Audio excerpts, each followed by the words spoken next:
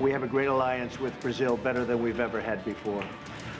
Brazil and the United States getting closer as their presidents meet at the White House. We will take a look at their relationship and also at domestic politics in Brazil.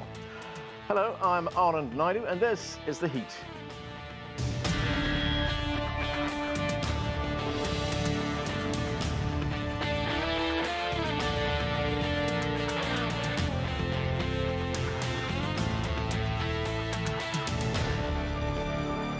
A White House press conference with the leaders of the two biggest economies in the Western Hemisphere.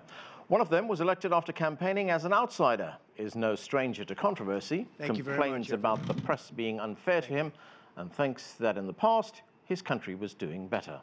The other one is US President Donald Trump. To talk more about the similarities and differences between Brazilian President Jair Bolsonaro and his American counterpart, we start the show with CGTN's White House correspondent Nathan King. And Nathan, Bolsonaro has been called the Trump of the tropics. And aside from a trip to the World Economic Forum in Davos, this is his first trip abroad as president, certainly his first trip focusing on bilateral ties.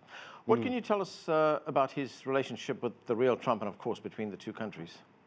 I think you're absolutely right, Anna, and good to see you again, by the way, to create the distinction between the relationship between the two presidents and the differences in the countries, because they are different. And you can felt that here today, this ideological brotherhood. Even though Bolsonaro has spent decades in Congress as a former army captain, they do speak the same language, very controversially. And for Latin America to have such a right-wing leader as president is outside of the norm. As you could say, that Trump is outside the norm as well. The problem is how they make that work for their two countries. Brazil is still a rapidly developing country, has high trade tariffs, doesn't necessarily fit into the US orbit, but you can see they're trying to make this work.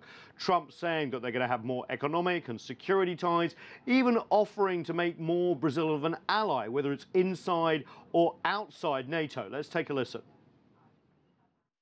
I also intend to designate Brazil as a major non-NATO ally, or even possibly, if you start thinking about it, maybe a NATO ally.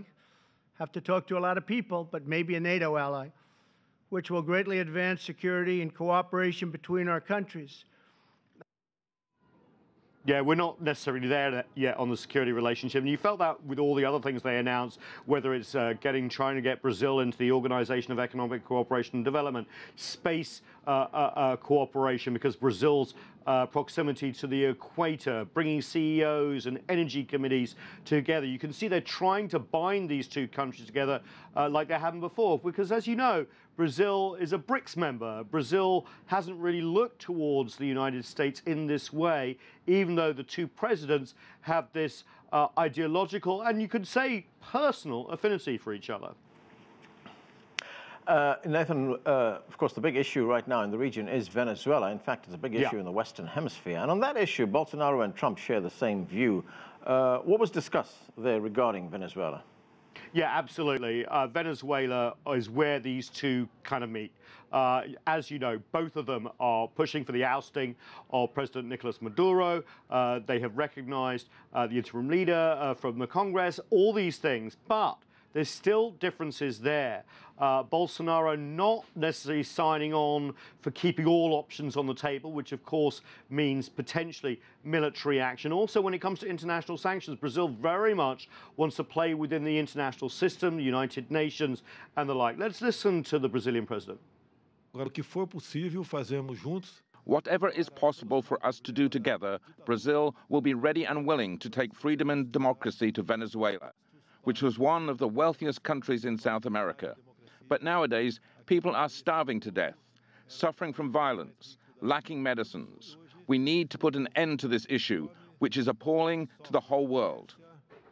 But short on details about the next steps in Venezuela, and both leaders were asked, has your push to oust Nicolas Maduro sort of run out of steam? Both said no, but didn't really give an idea of what the next steps are. So both men ideologically talking the same language, but in practice, how will these two countries go forward together with the two presidents?